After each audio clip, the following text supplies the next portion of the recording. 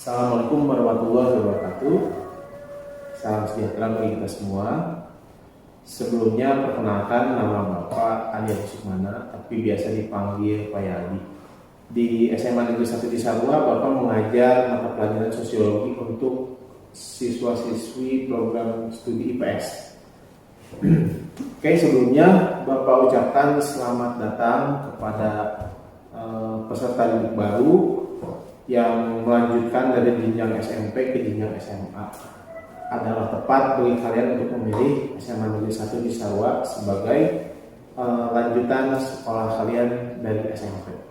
Karena selain di sini suasananya asri, juga insya Allah para pengajarnya pun semua memiliki kompetensi di bidang masing-masing, sehingga akan banyak ilmu yang bisa kamu dapatkan untuk bekal kalian nanti di masa depan.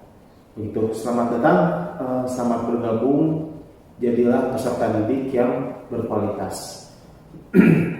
Oke, di kesempatan kali ini dalam pengenalan lingkungan sekolah, Bapak akan menjelaskan sedikit hal mengenai tata tertib dalam berlalu lintas. Seperti yang sebelumnya kalian sudah mendengarkan materi mengenai kesadaran hukum, keluarga sadar hukum. Nah, itu adalah landasannya. Kita harus tertib berlalu lintas. Bapak akan mulai dengan satu kata-kata mutiara dalam bahasa Indonesia yang berbunyi, di mana langit dijunjung, di situ bumi dipijak. Kalau tidak salah ya, atau terbalik mungkin, di mana bumi dipijak, di situ langit dijunjung. Itu artinya apa? Itu artinya bahwa dimanapun kita berada, kita harus mengikuti aturan di mana kita berada tersebut. Jadi jangan sampai kita memaksakan diri untuk menerapkan aturan sendiri di mana kita berada, nggak boleh. Contohnya begini, kalian datang ke rumah teman, nginep di rumah teman kamu. Ternyata di rumah teman kamu misalkan setiap habis makan itu piring harus selalu dicuci. Padahal kalian di rumah sendiri habis makan simpan aja piring di meja. Nanti misalkan orang tua kalian yang nyuci atau misalkan pembantu kalian yang nyuci. Tapi kenapa di rumah teman kamu harus langsung dicuci? Nah, disitulah tadi letak peribahasa tadi. Di mana bumi dipijak, di situ langit dijunjung. Kamu lagi ada di rumah teman kamu, ikuti aturannya. Aturan bahwa di sini harus langsung cuci, ikuti. Jadi jangan memaksakan, saya di rumah kan nggak begitu, terserah saya, nggak bisa gitu, ya. Karena setiap wilayah pasti ada aturannya tersendiri. Kamu di rumah ada aturan tersendiri, rumah tetangga pasti aturannya berbeda, tergantung siapa yang membuat aturannya. Keluarga masing-masing pasti ada aturannya yang berbeda-beda. Nah begitu, itu baru skala keluarga. Sekarang kita ambil lagi ke dalam urusan lalu lintas. Di jalan raya ada aturannya apa tidak? Tentu ada. Jalan di lalu lintas Indonesia mungkin akan berbeda juga aturannya dengan lalu lintas di Singapura, di Malaysia, di luar negeri. Gitu. Nah, tapi kita ikuti aturan yang sesuai dengan negara kita. Nah, pertanyaannya begini, kenapa sih aturan itu dibuat? Gitu ya? Kenapa harus ada aturan gitu? Nah, jadi aturan itu dibuat untuk menjaga ketertiban, untuk menjaga hak asasi orang lain. Gitu. Kalau tidak ada aturan, kebayang negara pasti akan menjadi negara yang chaos atau penuh kekacauan, gitu ya. Nah, di dalam sejarah pembentukan negara, menurut filsuf Prancis namanya Jean-Jacques Rousseau dalam bukunya Sosial Kontrak, dan di situ dijelaskan katanya begini, kenapa sih negara dibentuk? Negara itu awalnya kan manusia, sekumpulan manusia, mereka berkumpul, kemudian di dalam perkumpulan ini dibuatlah aturan main agar bisa tercapai tujuannya. Gitu. Kalau tidak ada aturan, ya bahaya nanti. Jadi semuanya bergerak terserah diri sendiri, itu tidak baik, gitu ya. Jadi aturan itu dibuat untuk menjaga ketertiban. Nah, di jalan raya, aturan dibuat selain untuk ketertiban juga untuk menjaga keselamatan. Tentu di dalam perjalanan itu ya, di lalu lintas itu kan adalah perjalanan ya. Perjalanan itu dari satu titik ke titik lain. Nah, itu namanya perjalanan.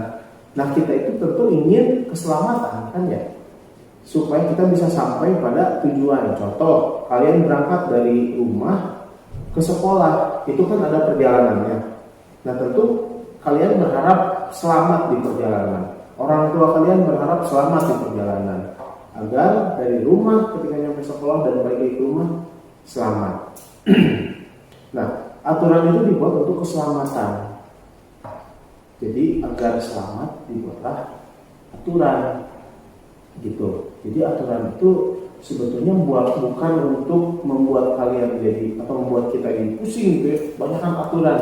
Justru itu adalah demi keselamatan diri kita sendiri. Sebagaimana di rumah kalian pun kan pasti orang tua itu bikin aturan ini, aturan ini, aturan ini. Itu tujuannya untuk keselamatan kita sebagai anggota keluarganya. Begitu.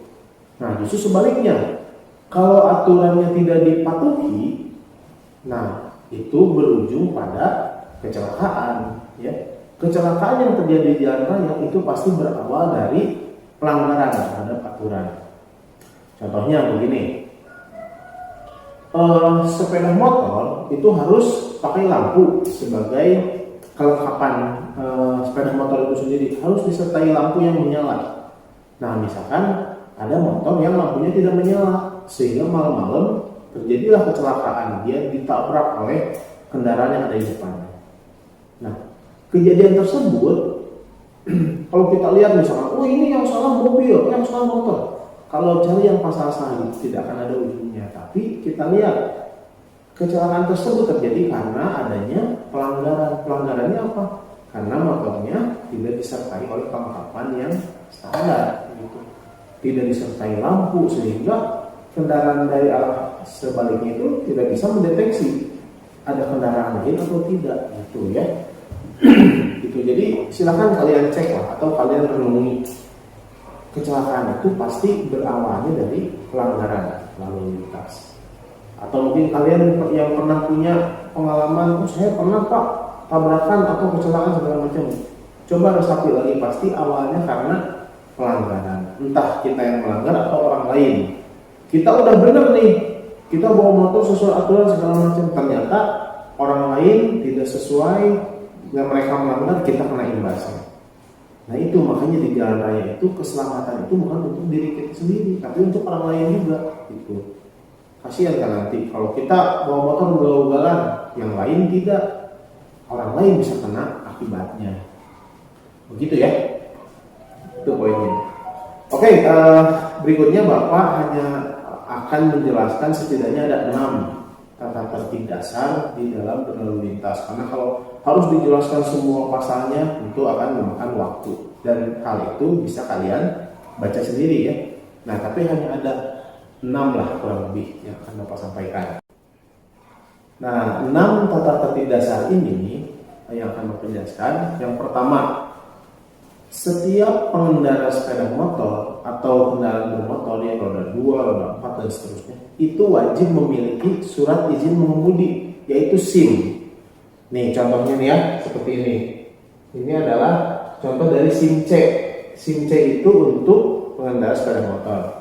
Mungkin kebanyakan dari kalian banyak yang sudah bisa bawa sepeda motor. Mungkin sejak SD atau SMP. Saya udah bisa pak bawa sepeda motor, sudah jago. Tapi pertanyaannya adalah apakah kalian memiliki SIM? Nah, itu coba tanyakan pada diri sendiri. Kalau belum, kalian harus buat. Kalau misalkan ada prasyarat yang kalian tidak bisa terpenuhi, berarti jangan coba-coba bawa sepeda motor. Karena SIM ini adalah syarat kalian untuk membawa sepeda motor secara legal. Begitu. Ya, jadi jangan coba-coba nggak punya SIM bawa sepeda motor. Kenapa berbahaya? Ya, tadi itu ya, dari pelanggaran terjadi kecelakaan. Kenapa sih harus punya SIM dulu? Ya karena di dalam proses pembuatan SIM, kita itu nanti dites. Pertama, harus punya kelengkapan administrasi berupa KTP. Untuk punya KTP harus 17 tahun. Kenapa harus 17 tahun?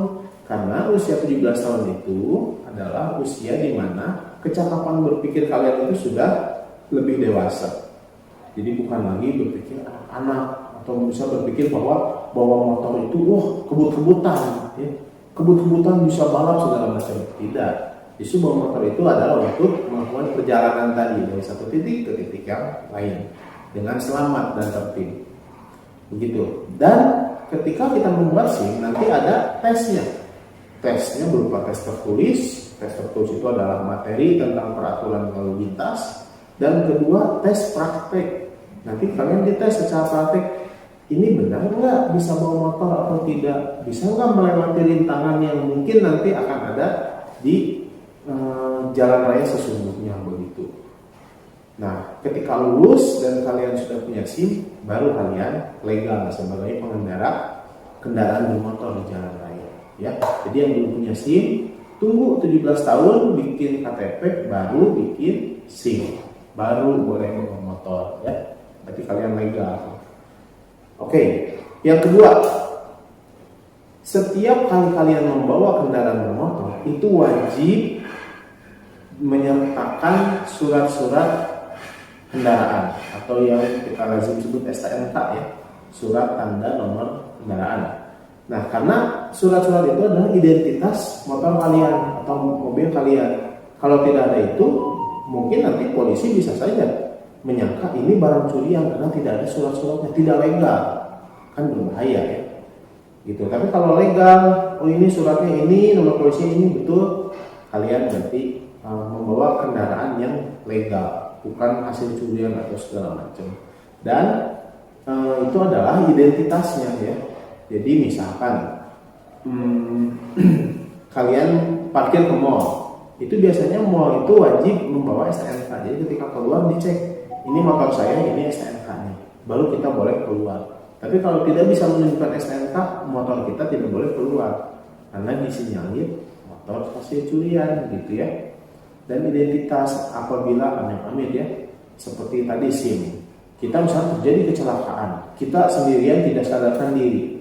Nah, nanti ketika ada orang menolong, mencari identitasnya melalui tadi SIM atau STNK. Jadi ketahuan, oh ini yang kecelakaan teh, oh ternyata rumahnya di Cisarua dan seterusnya, gitu, ya. Bisa dideteksi. Coba kalau kalian tidak punya SIM, tidak bawa STNK, amit-amit terjadi kecelakaan, kamu tidak sadarkan diri, bingung, tidak ada identitas apa-apa, sulit nanti kalian, ya. Gitu. Yang ketiga, ini yang paling penting juga, ya, selalu patuhi rambu-rambu lalu lintas. Di dalam berlalu lintas banyak rambu-rambu yang harus kita patuhi. Contoh misalkan di situ ada tulisan P coret. P coret artinya apa? Dilarang parkir, ya. Nah, dilarang parkir berarti kita tidak boleh parkir di area tersebut. Tapi di kita kenyataannya kan P coret tapi semua pada parkir di situ. Nah, kenapa sih aturan itu dibuat di situ? Ya, untuk memperlancar arus lalu lintas. Mungkin di situ jalannya kecil sehingga harus harus lancar, tidak boleh ada yang parkir di situ, ya. Jadi semua rambu-rambu lalu lintas itu harus kalian hafal. Jadi jangan taunya model tadi doang, ya, P coret dalam parkir, selebihnya nggak tahu, nggak boleh. Di jalan raya itu setiap kita menemukan rambu lalu lintas, kita harus cari tahu ini tuh artinya apa. Biar apa? Biar tadi kita selamat di perjalanan karena mengikuti rambu lalu lintas. Ada batas kecepatan sekian, misalkan di tol. Kalian bawa mobil masuk tol, batas kecepatan 100 km per jam. Nah, ikuti itu. Batasi aja di speedometer 100 km per jam sehingga kita tidak melakukan pelanggaran. Jadi jangan mentang-mentang di tol mobilnya mobil balap, gitu, ya, 200 km per jam, itu bahaya, membahayakan keselamatan diri sendiri juga orang lain. Itu banyak, ya. Nah, nanti kalian gampang. Kalau sekarang kan serba canggih, ya. Misalkan contoh, kalian ke suatu daerah menemukan satu rambu lalu lintas yang asing, yang nggak tahu. Nah, kalian bisa foto aja, cari di Google, ini tuh artinya apa, ya. Bisa semudah itu sekarang, ya. Jadi nggak usah bingung, ya. Atau kalian bisa tanya ke yang lebih tua, begitu. Nah, untuk urusan rambu lalu lintas, kita itu dianggapnya sudah tahu Mungkin nyambung ke materi sebelumnya ya, yang tadi kesadaran hukum. Jadi di dalam peraturan itu ada istilahnya, kita itu sebagai warga negara dianggap sudah tahu aturannya di dalam berlalu lintas. Jadi nggak bisa misalkan begini, nih kalian sudah tahu atau belum, marka jalan itu ya, garis yang di tengah-tengah jalan itu kan ada dua, ada yang putus-putus, ada yang tidak terputus. Bedanya apa? Ada yang tahu nggak? Nah, bedanya kalau putus-putus itu kalian boleh nyalip, ya, boleh menyalip. Tapi kalau jalan yang tidak putus-putus itu kalian tidak boleh menyalip. Nah, mungkin ketika Bapak sampaikan ini ada yang sudah tahu ya, atau ada yang baru tahu nih, oh payah dijelasin, saya jadi tahu, oh ternyata kalau tidak putus-putus itu tidak boleh nyalip. Itu biasanya kalau belokan, kalau jalan belokan, maka jalan tengahnya tidak putus. Nah, sedangkan aparat penegak hukum itu berasumsi bahwa kita sudah tahu gitu. Jadi tidak ada alasan, kan saya belum tahu Pak, baru tahu misalkan, nggak bisa. Contoh misalkan anggaplah kalian blank, kalian belum tahu tuh bahwa garis tidak putus-putus itu tidak boleh menyalip. Kalian nyalip lah gitu ya di jalan yang garisnya tidak putus-putus. Ditilang sama polisi. Polisi menyampaikan bahwa di garis yang tidak terputus kalian tidak boleh nyalip. Nah, kalian misalkan argumentasinya, Pak, saya kan nggak tahu, nah nggak bisa gitu. Dianggapnya kalian sudah tahu aja. Nah, makanya tadi ya, kesadaran hukum itu kita harus benar-benar melek hukum, mengerti aturannya, sehingga ketika terjadi sesuatu kita sudah tahu aturan, gitu ya.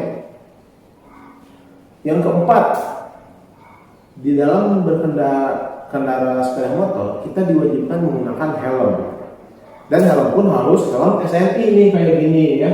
Nah, ini kan helmnya sangat bagus ya untuk melindungi kepala kita. Kenapa sih harus pakai helm? Sedangkan kalau kita lihat ya, apalagi di wilayah kita ya, di Cisarua itu banyak Pak yang nggak pakai helm. Dan cuma dikit ini deh, cuma dari Kopo sampai ke pasar Cisarua balik lagi pakai topi doang ya. Atau suka ada nih ya pakai peci aja gitu ya. Atau nggak pakai helm sama sekali, nggak pakai pelindung apa-apa. Itu berbahaya. Kenapa berbahaya? Karena sepeda motor itu kan terbuka. Kalau kita jatuh dan kepala jatuh duluan, resiko cedera atau kematian sangat tinggi. Beda sama mobil. Kalau mobil nggak perlu pakai helm dan kita sudah terlindungi gitu ya. Nah, ini coba mulai dari diri kalian masing-masing, diri kita masing-masing, bahwa setiap berkendara sepeda motor mau dekat mau jauh selalu gunakan helm yang SNI. Jadi jangan juga pakai helm proyek gitu ya. Tidak SNI, berbahaya demi keselamatan tadi ya. Itu. Yang kelima, kelengkapan sepeda motor. Nah, kelengkapan sepeda motor, jadi ketika kalian bawa motor itu semuanya harus lengkap, tidak boleh ada yang dikurangi. Modifikasi itu membahayakan kalau menurut Bapak ya.